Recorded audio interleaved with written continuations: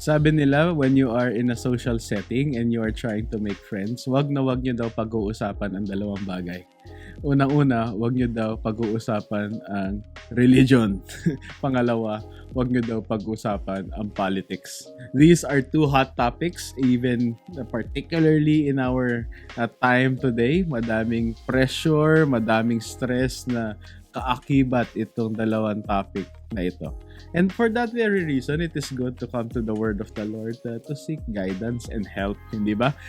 Para maunawaan natin how do we live in this very troubled times when it comes to faith and politics. So, let's study the word of the Lord today. Magandang araw kaagapay. Welcome to Kapitira, a 15-minute program where we talk about the goodness and the greatness of our God. Samahan niyo po ako.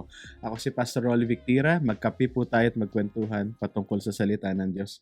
Ang passage po natin ay matatagpuan sa 1 Peter chapter 2 verse 13 to 17. Kung may Bible po kayo, buksan niyo po doon. Pero bago po natin basahin ito, let's join our hearts in prayer. Father, thank you because you are King of Kings and Lord of Lords.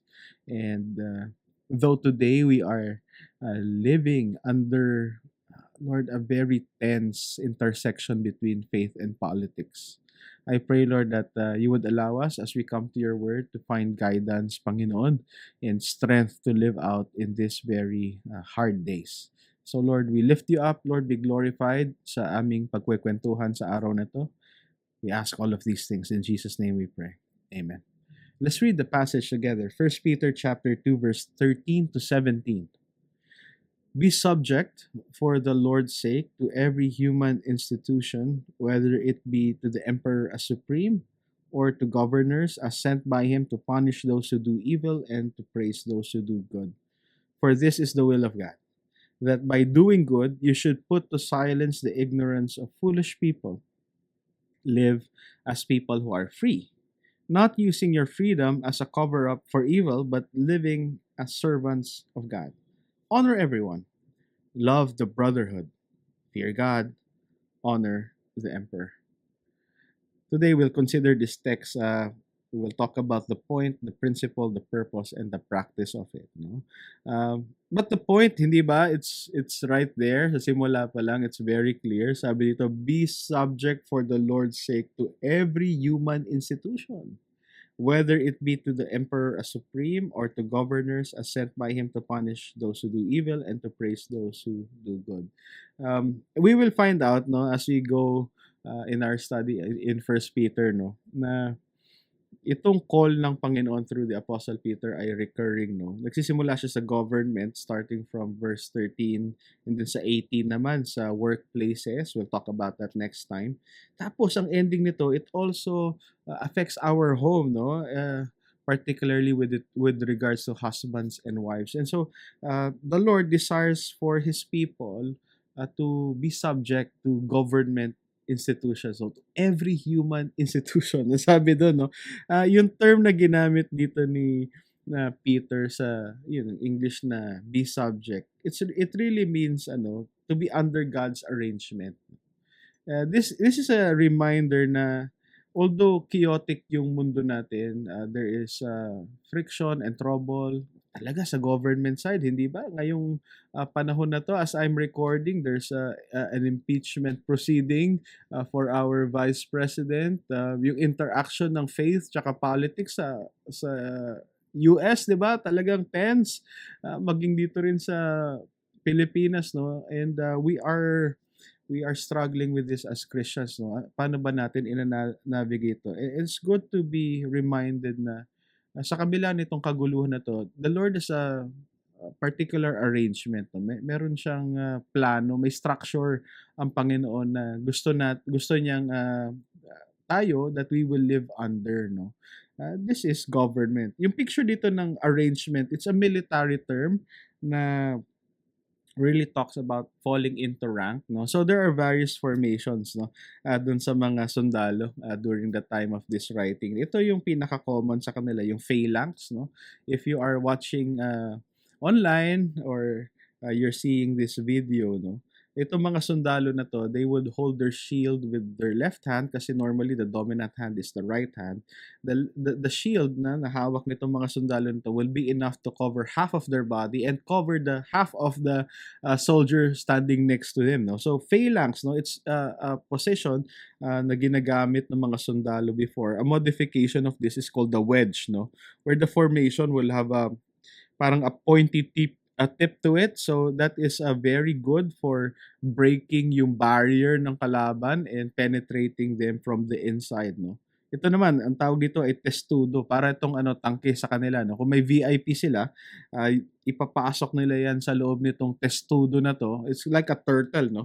At sa loob ng yon ay protected yung kung sino man yung nasa loob from attacks from arrows or from the outside, no. Ito yung various formation ng mga sundalo, and Peter is saying meron ding formation ang gusto ang Panginoon sa buhay natin as we live out in society. So ang sabi niya, be subject to it, no. Fall into place, kumbaga, kasi meron niyang prinsipyo, no. Sabi dito, be subject, ang sabi dito, for the Lord's sake.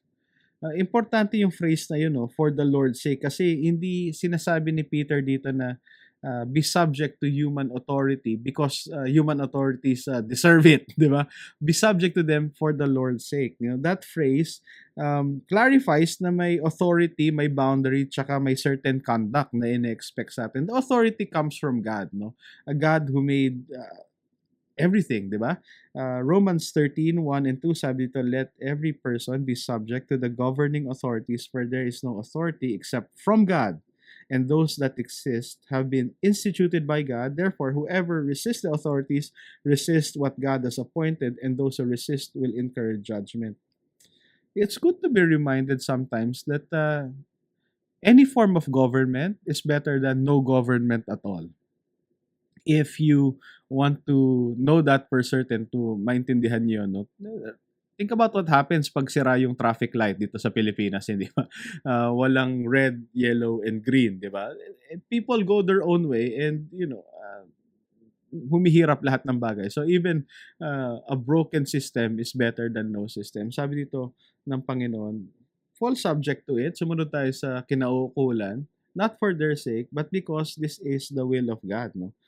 So may boundary din yon. Kung authority ay coming from God, then meaning to say we follow government authorities so as long as they're going, dun sa will ng Panginoon. But when it comes, there's a time na they go against, no, things that the Lord has really explicitly said not to do, we ought not to follow them, no.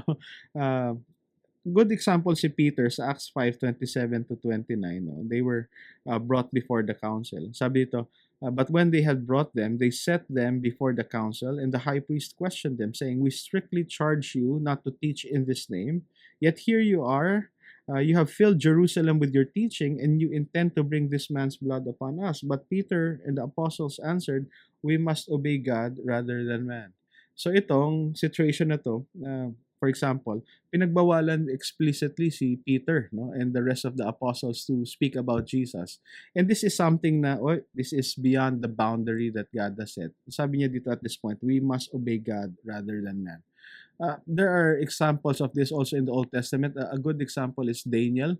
Pinagbawalan sila ng government institution na manalangin. And Daniel opened the windows of his room and prayed in public. No, he rather obey God than man. We are living in a time when government institutions are also tempting us to go against our consciences as Christians, no. So we have to be clear kung ano ba yung pinapasabi ng Panginoon, pinapagawa ng Panginoon, at yung sinasabi niyang, wag na wag yung gagawin. At that point, dapat clear sa atin yung boundary ng pagsunod, no. And may conduct din dito, no? So kung may authority, may boundary, may conduct, ano yung pamumuhay natin? Kumbaga, sabi dito, for this you have been called, 1 Peter 2:21, because Christ also suffered for you, leaving you an example so that you might follow in his steps, no? Jesus is the most the most affected person of a bad government structure, di ba? He suffered unjustly under a horrible government structure. But despite of that, di ba, Jesus never parang went head on against the government. He paid his taxes, and when he was sentenced to death, di ba, he accepted that, di ba?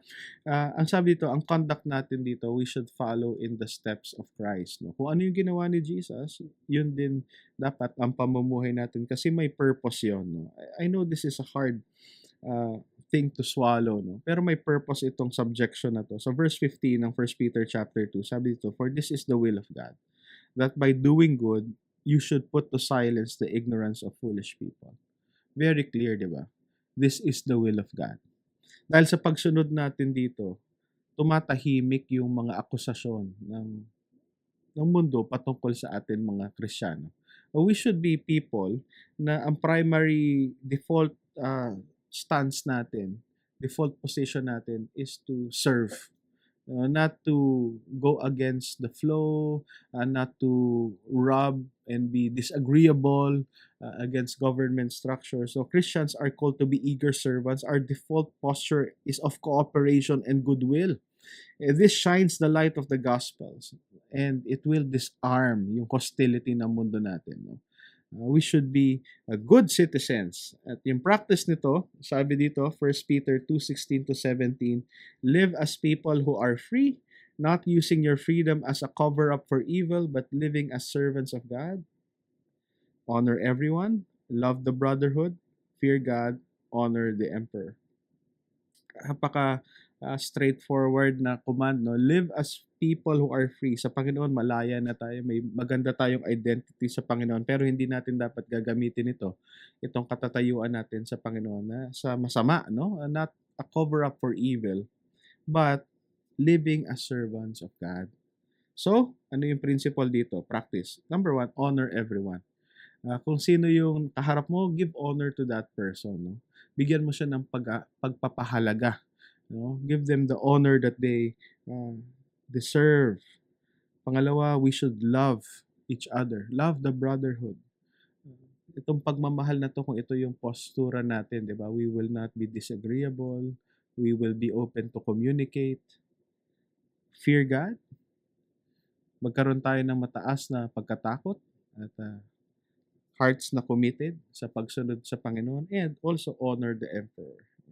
Tempted tayo minsan, no, to say bad things, no? Pero even when we have something parang critical, no? It's not saying naman not to be critical of the government, no? But even in our criticism, even when we are saying things na, calling out yung mga masasamang ginagawa ng gobyerno, we should also give due honor, no? We should stop name calling or bashing. We always have to be respectful, no? This is a very timely reminder from the word of the Lord, no? That as Christians, we are free to serve, no? And this is God's arrangement for our lives, no? Bago po tayo magtapos, let's join our hearts in prayer. Father, thank you because you are King. You are in control of everything, Lord, and in you, Lord, we can obey this command. Thank you, Lord, for giving us the government. Thank you, Lord, for the laws that we have in this land. We pray for our government leaders, Lord, that you would call them back to holiness and righteousness. And as citizens, Lord, Christian citizens, Lord, tulungan niyo po kami, Panginoon, to serve our community and our nation, Lord, for the sake of your name. Thank you, Lord, for this time. In Jesus' name we pray. Amen. Maraming salamat sa pagsama sa akin sa programang ito. Ito ay matatagpuan sa Facebook at Spotify at syempre dito rin sa FEBC Radio TV. God bless you po. Bye.